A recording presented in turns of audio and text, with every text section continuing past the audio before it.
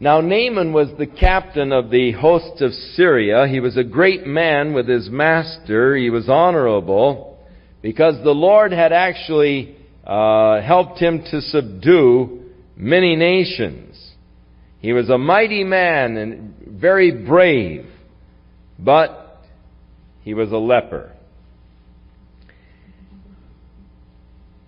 And the Syrians had gone out by companies and brought away captives out of the land of Israel. And a little maid happened to be the servant of his wife. And she said, "It's too bad your husband isn't with a prophet that's there in Israel, because he could heal him of his leprosy." And so it was told to Naaman, and he told the king that there was a prophet in Israel that could cure him of his leprosy. And so the king of Syria, Ben-Hadad, sent a formal letter to the king of Israel and sent Naaman down, and in the letter it said, "I want you to heal my general of this leprosy." So when the king of Israel saw Naaman come in, knew who he was, this captain of the Syrian host and all, and when he gets this note, "I want you to heal this guy of his leprosy," the king just became excited and concerned. He said, "Look how this guy's trying to pick a fight. Am I God that I can heal him of his leprosy? You know, the guy's just looking for trouble. He's trying to start a fight." And so the king had torn his clothes and was all upset. And word came to Elisha of how the king was so upset because of this demand. And he said, "Send him down to me, and he will know that there is a God in Israel." And so Naaman came to Elisha's house. And Elisha didn't even go out to meet him, but sent his servant Gehazi out with the orders, "Go down to the Jordan River and just dip in the Jordan River 7 times. And after you've dipped 7 times, you'll be cleansed of your leprosy." So Naaman became enraged. He said, "That guy didn't even have the graciousness to come out and meet me himself. Sent a servant out to me.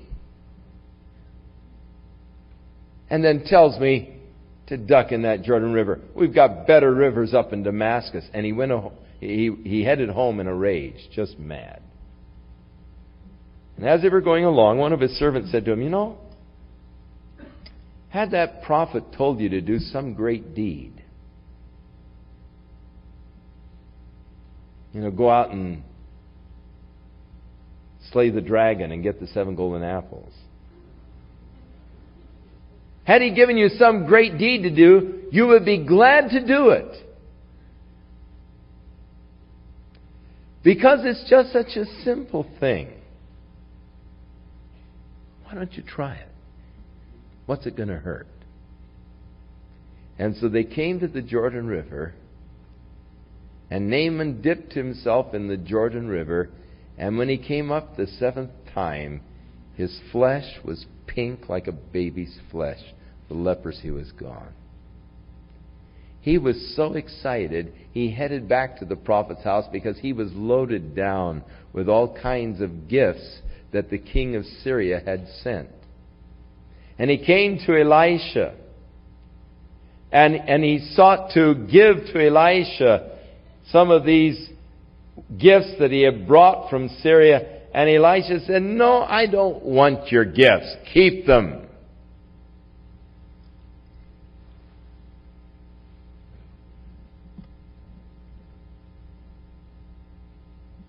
Now, in coming back, he acknowledged that there was no God in all the earth but in Israel. "I know that," he said. "I pray that you'll take this blessing." But Elisha said, "As the Lord lives before whom I stand, I will receive nothing." And Naaman urged him to take it, but he refused. Now, I told you that a fellow that would have this kind of a gift would have problems. And unfortunately, some people who have had a ministry of healing or whatever have been guilty of using that to enrich themselves. People become very excited when they see God work.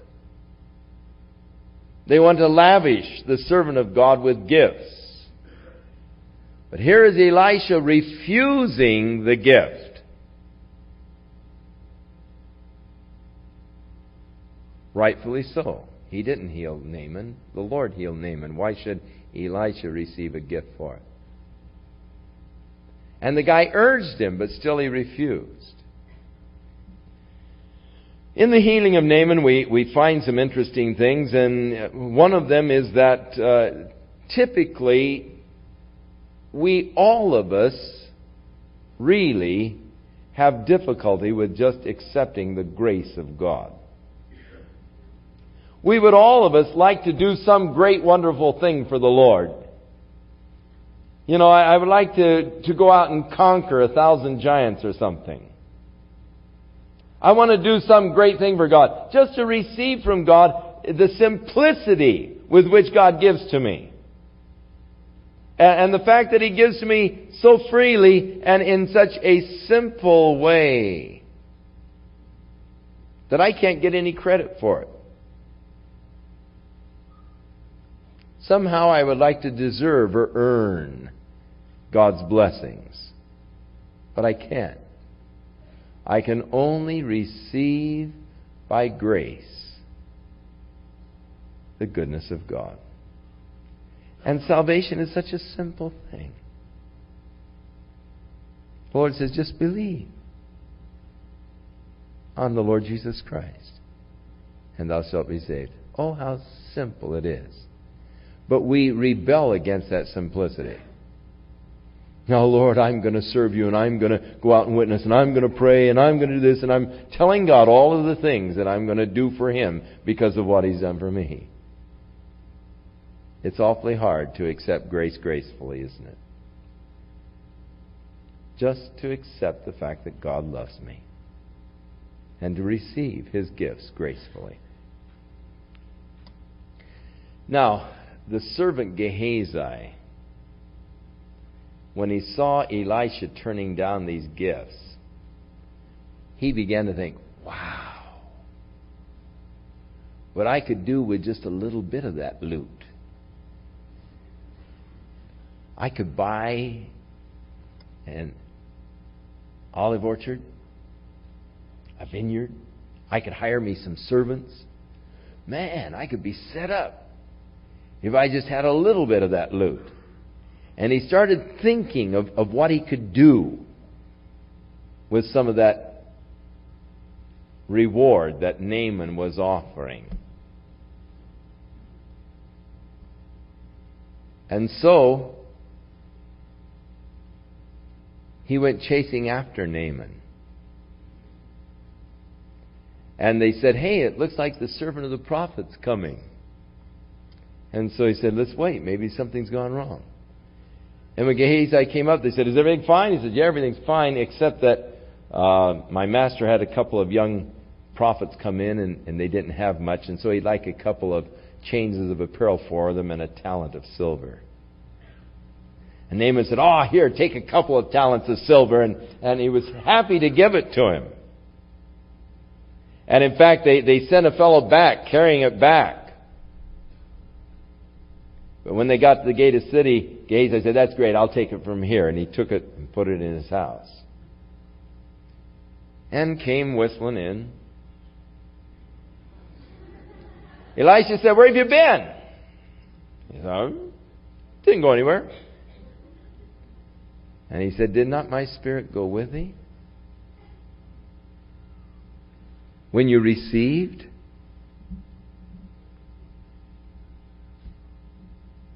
When you went out to their chariot and stopped them? And you received the money? And you received the garments? And the olivyards? And the vineyards? And the sheep? And the oxen? The men servants and maid servants? Now, you see, he starts to read his mind at this point, or he starts to discern what was on his heart. These are the things he thought he would buy with the money. The oliveyards and vineyards, He's going to have servants of his own. He was going to buy some oxen, and he's going to buy some sheep. He was going to set himself up. And the prophet starts laying out the things that he had in mind to do with this money. And he said, the leprosy that was upon Naaman is going to be upon you and your family. And so Gehazi went out from his presence, a leper. Now, the sons of the prophet said, hey, we have a hard time living you, man. You live too straight. We need to build us a house to live in down by Jericho. And so he said, fine, go down to Jericho and build your house. They said, well, come down and help us. And so he went down to Jericho with them. And they were felling some trees by the Jordan River. And one fellow's axe head flew off and went in the water. And he said, oh, no, I borrowed that axe head. Elisha said, well, where did it fall in? He said, over in there. So Elisha took a stick and cast it into the river, and the iron floated, and he said, grab it. And so he grabbed the axe head. Now the king of Syria was warring against Israel. And he had a meeting of his generals. Now he said, in such and such a place we will set up camp, and we will ambush the king of Israel when he comes by. So Elisha sent to the king and warned him of the ambush that Ben-Hadad had sent. And he saved Ben-Hadad from the ambush. He warned the king of Israel. And he saved the king of Israel from the traps that Ben-Hadad had sent more than once, more than twice. And so Ben-Hadad figured that someone of his upper council had to be leaking the secrets. There was a security leak somewhere. And so he called his generals and he said, okay, which of you guys is for my enemy? And they said, none of us. But there's a prophet over there in Israel. You can't talk to your wife in your bedroom, but what? He knows what you're saying to her. And he said, go and bring him back a captive. So they said, well, he's in Dothan. And so the Syrian army came to the city of Dothan and circled the city of Dothan with their horses, chariots, and a great company of men. And they came by night, encircled the city. So in the morning when Gehazi, the servant of Elisha, got up and went out, he looked and he saw the Syrian army had circled the city of Dothan. And he went running back in, woke up Elisha, and he said, we've had it. We're surrounded by the Syrian army. And Elisha said, don't be afraid. There are more with us than are with them. And then he prayed, O Lord, open up his eyes that he may see. And the Lord opened the eyes of Gehazi, the servant of Elisha, and he saw the chariots of fire round about Elijah and about the Syrian army. Spiritual insight. It sure makes a difference on our whole outlook in life. Lord, open our eyes that we might see the truth. That we might not just see the obvious physical things, but that we might see the spiritual realities.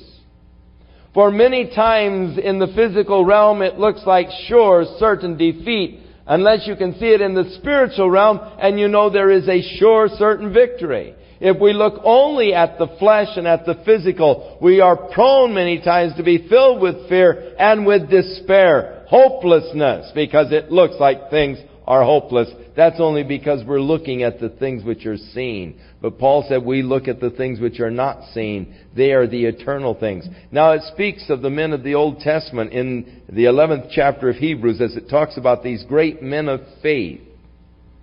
And in referring to the deeds and the exploits of these great men of faith, it says, and they endured as seeing the invisible. What was the secret of their endurance? What was the secret of their power? What was the secret of their ability to go through all of the things that they had to go through and all the things they endured? Because they could see beyond just the obvious physical things. They could see the realm of the Spirit. They endured as seeing the invisible. Men who have spiritual insight actually see so much more. And that is why their lives are so stable and so secure. Even though the world around them may be shaking, yet because they can see spiritually, they are not shaken. And then Elijah prayed to the Lord and he said, "Smite these people, I pray thee, with blindness." And the Syrian army was smitten with blindness. And Elisha said, "This isn't the place you fellows wanted. I'll lead you to the place you want to go." And he led them to the city of Samaria, into the gates of the city, and to the king of Samaria. And he said, "Now, Lord, open up their eyes." And when they opened their eyes, they found they were in the center of Samaria, and they were surrounded by the Samaritan army. And the king of Samaria was all excited. He didn't know what to do. But, "Shall I smite them? Shall I smite them?" And Elisha said, "No." He said, "If you'd taken them as prisoners of war, you'd feed them." He said, "So feed them and send them home." So he prepared a great feast for them, fed them, sent them home, and they didn't come for Elisha again. Now it came to pass after this, though, that Ben-Hadad, the king of Syria, gathered together his host and brought them up to Samaria, and he set up a siege, cutting off Samaria, and there was a great famine in Samaria, so bad that a donkey's head was sold for 80 pieces of silver, and a pint of dove's dung sold for 5 pieces of silver. And as the king of Israel was walking along the wall, a woman cried unto him, saying, "Help, my lord, O king." And he says, "What do you want me to do? Sweep up the barn floor for you, or get the culls out of the winepress? What ails you?" And she said, "This woman yesterday said, 'Give me your son, that we may eat him today, and we will eat my son tomorrow.' And so yesterday we ate my son, and now she's hid her son. Make her produce him so we can eat him." And when the king heard this, he tore his clothes, and he said, "God help me, if I don't have the head of Elisha the prophet by tomorrow." Now it is interesting. It is because of the fact that this king was leading the people into idolatry that they were having these problems. And yet he wants to blame God and the servant of God for the problems. How irrational can a person be? But it is interesting how many times when a person has problems, they want to strike out at a servant of God. They want to blame you. They think you've been praying for them or something. And, they really get angry with you because of the problems that have come into their lives. When the problems are there because they have forsaken the Lord. But that's just a part of the irrationality of people. And so he was blaming the prophet of God. "God help me, tomorrow I'm going to have that guy's head." And so Elisha was sitting in his house, and some of his friends with him. And as they were sitting there talking, he said, "How about that? Look what that son of a murderer is going to do now. He's sending a guy down here to get my head." He said, "When he gets to the door, pin him, hold him fast. For behold, the feet of his master are right behind him." And so this guy came running up on the porch, and the guys opened the door and held him, pinned him. And the king came up. And Elisha said, "Hear the word of the Lord. Thus saith the Lord, tomorrow about this time they will be selling a bushel of fine flour for 65 cents.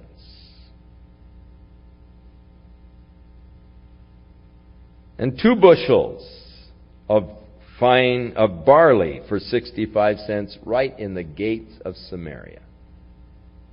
Now the prime minister, the guy upon whom the king leaned, said to the prophet of God, "If God would open up windows in heaven, could such a thing be?"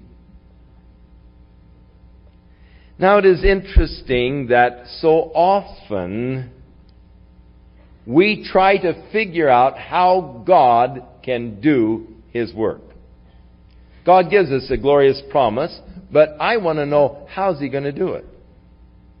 I've got to be able to somehow figure it out in my mind.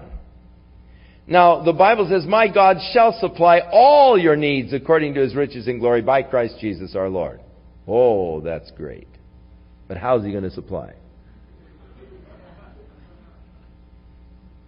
You know, I've got the bills coming. How's He going to meet the bills this week? How's He going to do it? As though I need to know the methods.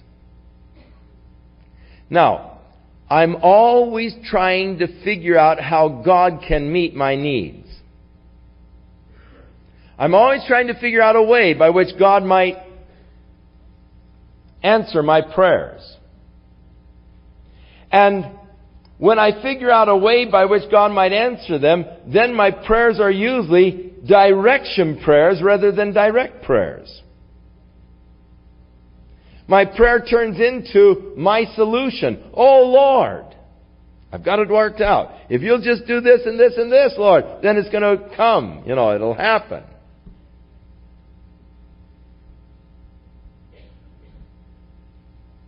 But God doesn't always follow my directions. And that's where we have problems. Because if He isn't following my directions, then I get upset with Him. I don't think He wants to help me. I don't think He wants to answer my prayer. You know why? Because He's not following my directions. I got it all worked out the way God's going to do it. Rather than just direct prayers, I'm telling God how to do His business. And so this guy tried to figure out, rationalize how in the world, when they're selling a donkey skull for 80 pieces of silver, how in the world they're going to be selling fine flour for 65 cents tomorrow? God could go around and open up windows in heaven and dump flour all over the place. You know, and so mocking the promise of God. Now, this is through unbelief. He mocked the promise of God because of his unbelief. Because he could not figure out in his mind a way by which God might do what God said He was going to do.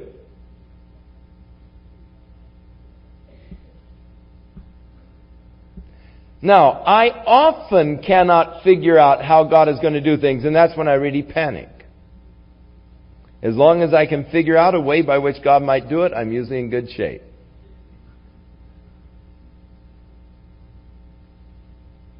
But when they've made the Reader's Digest drawing and my number wasn't drawn in the grand sweepstakes, now how God's going to do it?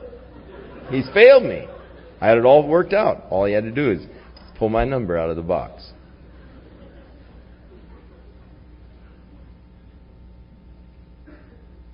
He couldn't see. Now, I want you to know that God has resources that you know nothing about, and God has ways of working of which you have not even thought. God says, my ways are not your ways. My ways are beyond your finding out. My thoughts are not your thoughts. My ways are beyond your finding out. It isn't up to me to discover or to know or to figure out how God is going to do His work. It's only to believe that God is going to work, because He said He would. And if God said He's going to do it, He's going to do it.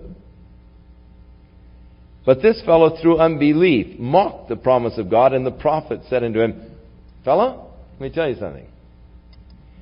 You'll see it, but you won't eat it."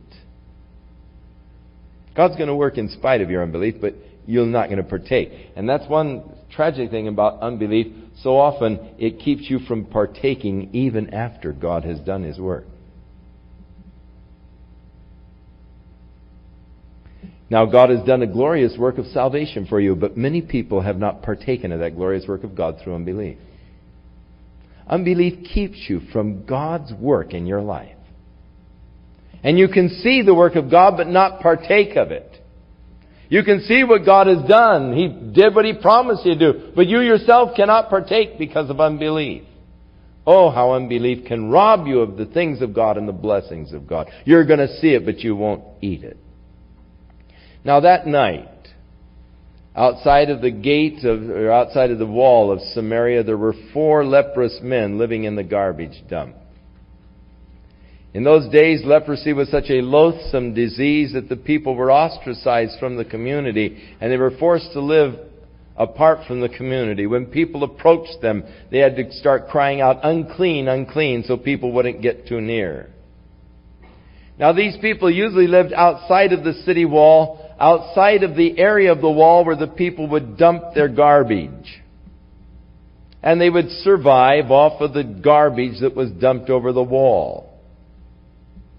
But the famine was so bad in Samaria, they weren't dumping garbage, they were selling it.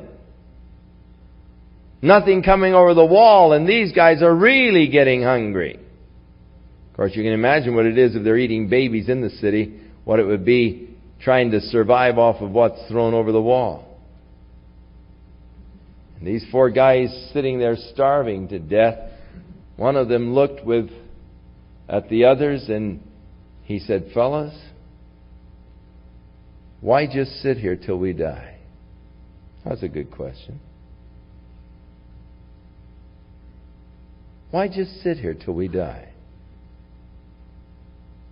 In other words, if I don't do anything, I'm going to die. Just sitting here, I'm going to die. Why just sit here till I die?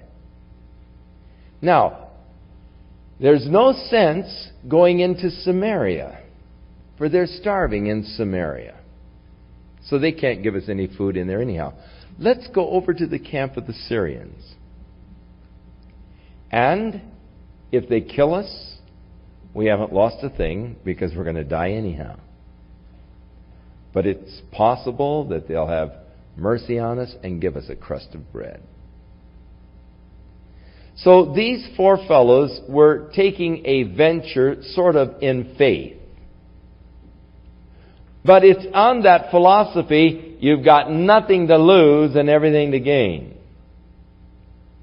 I mean, if they kill us, what have we lost? We're going to die here anyhow. We're starving to death. So if they kill us, we haven't lost a thing. But they might feed us. You don't know. And so they headed toward the camp of the Syrians. 4 leprous men. Now, God worked a miracle. As these 4 leprous men were clanging down the road toward the camp of the Syrians, in that evening darkness, the Syrians thought they heard the sound of chariots and horses and a multitude of men. And they said, "Oh, the king of Samaria has hired the Egyptians, and they're coming up against us. Let's get out of here." And they started running. And the guy said, "Hey, where are you going? The Egyptians are coming." Whoo, and they started off.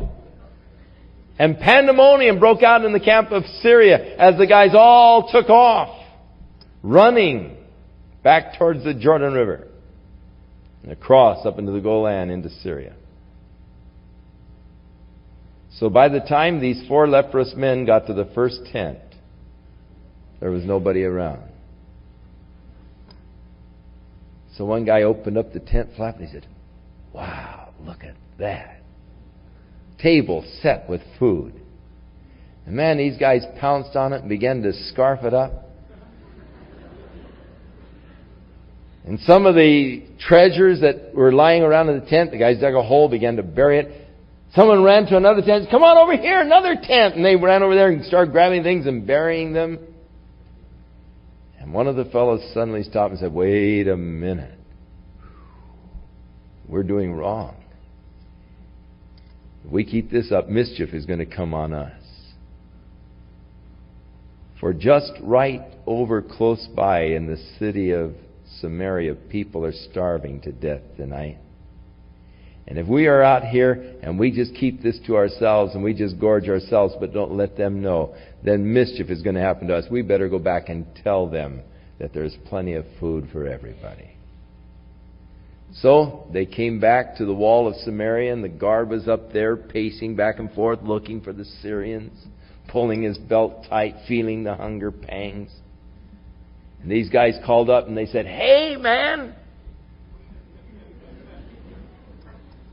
The Syrian camp is empty and there's plenty of food for everybody, enough to feed the whole city." And so the guard ran to the king and he said, "I've just received a report. The Syrian camp is empty and there's plenty of food for everybody." And the king said, "It's a trap. Don't let anybody go out. Lock the gates." Those Syrians, they're sly people. They know how hungry we are, so they've just pulled back into the bushes, and they're hiding back in the bushes, and they're waiting for us to open the gates of the city and come flooding out. And as soon as we open the gates, then they'll come pouring in, and they're going to wipe us out. Don't let anybody go. Look again at the tragedy of unbelief.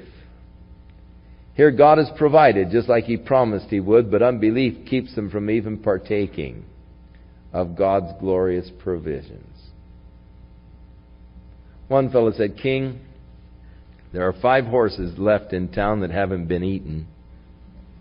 Why don't you let 5 of us guys go out and we will scout around, see if we can find any of the Syrians."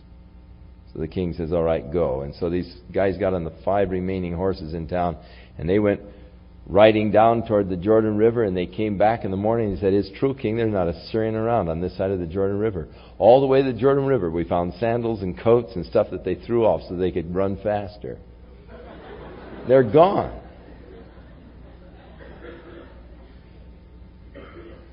And so the king said to this guy that he leaned upon, sort of his prime minister, who the day before had said to the prophet of God, "If God would open windows in heaven, could such a thing be?" The king says, "You go down and you watch the gate as the people go in and out." So this guy went down to watch the gate, and the people in their hurry and in their desire to get out trampled him to death. So the word of the prophet came to pass. He saw it, but he didn't eat it. The tragic price of unbelief. Now, Elisha spake unto the woman whose son had been restored to life, and he said, "You better get out of here, because there's going to be a 7-year famine in this area." And so she left and she moved down to the area of the Philistines and stayed there for 7 years. Now, after the 7 years, she came back from the land of the Philistines, and she found that people had moved into her house and onto her property and taken over her land. Now it so happened that the king at this time was talking with Gehazi, the servant of Elisha, and Gehazi was telling him all of the miracles that Elisha had performed. And the woman was coming to the king and going to seek that he give her land back and all. And so Gehazi was telling her about this woman that had this son and how the son died and was healed and all. And at the same time, she came up to the king to see if she could get her land back. And Gehazi said, "As the Lord liveth, this is the woman. This is her. This is one I was telling you about." And so the king inquired, he said, "This is the boy. This is the boy that was healed and all. It was dead and is healed." And so the king had her land restored to her, plus all of the fruits from the field from the time that she had left. Now, Elisha came to Damascus.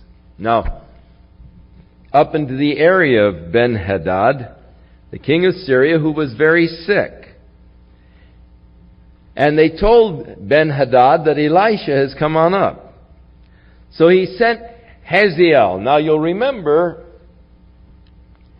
that last week as we were studying Elijah's flight down to Mount Horeb, when the Lord, he was hiding in the cave, and the Lord said, "What are you doing here, Elijah?" Elijah said, "I've been jealous for God, and, they have broken your covenant, and they've broken down your altars, and they've killed your prophets. I'm the only one left," and all. The Lord said, "No, what are you doing here?" He's doing nothing. And God says, "Now look, get out of here, go up to Damascus and anoint Hazael to be king over Syria." Now, this is sometime later. Elisha is up in Syria. And the king, Ben-Hadad, is sick. And he sends Hazael, the one that Elijah had anointed to be the king over Syria, he sent him to Elisha to inquire whether or not the king was going to recover from this illness. And so Hazael came to Elisha and he said, "The king wants to know if he's going to recover from the illness." And Elisha just stood staring at him. And he said, "Well, what's wrong?" And he said, he said the king will surely recover from the illness, but he's going to die. And he kept staring at him. And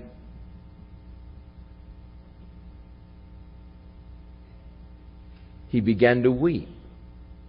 And Hazael was very uncomfortable. And so he said, "Why are you weeping, my lord?" He answered, "Because," he said, "I know the evil that you will do to the children of Israel. You're going to set their strongholds on fire. Their young men will you slay with a sword, and you will dash their children and rip up the pregnant women."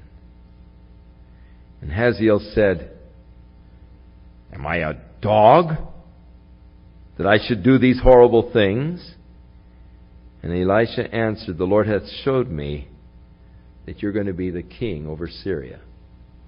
Now, again, here is that marvelous spiritual insight as Elisha could see what the future held, what this man, Hazael, was going to be doing to the children of Israel.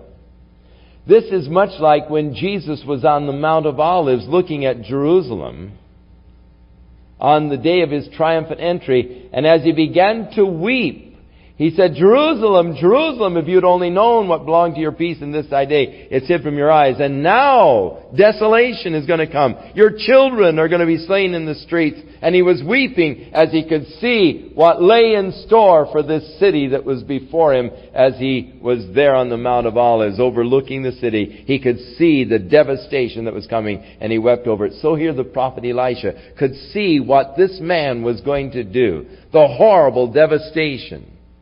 The atrocities. And he began to weep. And of course the guy was embarrassed. He said, "Am I a dog that I would do these kind of things?" He said, "The Lord has shown me you are going to be the king over Syria." Well, he went back to Ben-Hadad and he said, "What did the prophet say?" And he said, the prophet said, you would surely recover from this illness." But he took a wet blanket and he smothered Ben-Hadad. And Hazael became the king over Syria. Now in the 5th year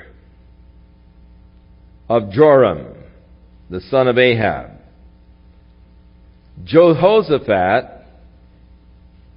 then being the king of Judah, Jehoram, the son of Jehoshaphat, the king of Judah, began to reign.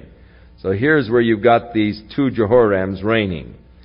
One is the son of Ahab, the other is the son of Jehoshaphat. Jehoshaphat and Ahab were sort of co-conspirators. They were friends, and perhaps they decided to name their sons the same names.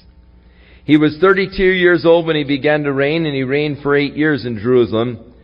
But he walked in the way of the kings of Israel because he actually married the daughter of Ahab. And thus the idolatries and all of the northern kingdom were now introduced into Judah, the southern kingdom, through Jehoram he was a wicked, evil king, and he did evil in the sight of the Lord. But the Lord would not destroy Judah for David's sake. Now in his days the Edomites revolted against Judah. And he came down to smite them, but he himself was put to flight by the Edomites. And then Libnah joined in the revolt against Judah.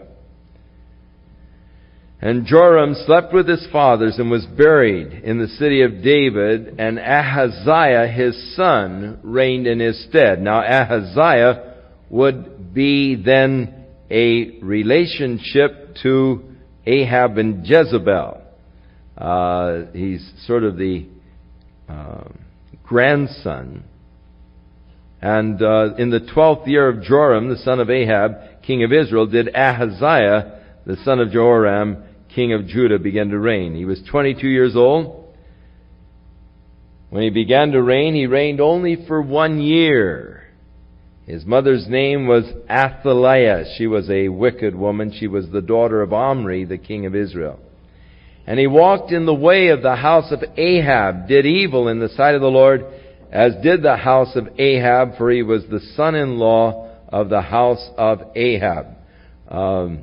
And he went with Joram, the son of Ahab, to the war against Hazael, the king of Syria, in Ramoth Gilead, and the Syrians wounded Joram. And King Joram went back to be healed in Jezreel of the wounds which the Syrians had given to him when he fought against Hazael, the king of Syria. And Ahaziah, the son of Jehoram, the king of Judah, went down to see Joram, the son of Ahab, in Jezreel, because he was sick. And so Ahaziah went up to see the king to sort of comfort him in his sickness. Now next week we will pick up at chapter 9, and we will move on as these two kings are assassinated as they are visiting there. And so Jehu becomes the king over Israel and a new king over Judah. Shall we stand?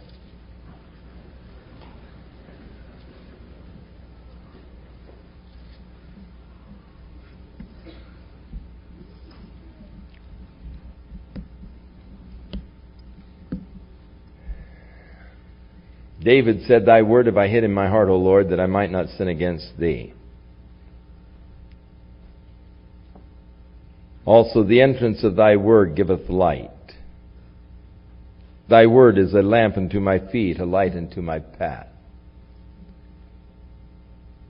And may God enrich your knowledge of Himself through the study of His word. And may we learn the value of commitment to God. And may we learn the dangers of unbelief. May God teach us through the Word how to walk with Him in faith. And may God grant to us spiritual insights in these days to come, especially, in which evil days are going to wax worse and worse. If you don't have spiritual insight, you're going to be going under. May God grant to you that spiritual insight that you can see behind the scenes. You can see what the others aren't seeing. That you can see that God is working and that His hand is actually in these things that are transpiring, and God is bringing to pass His will and His purposes, for Jesus is coming very soon. And may God grant to you great spiritual insight as we move into this dark period of the history of the United States. May you be sustained by the power of the Spirit and by the hope that is ours through the Word of God.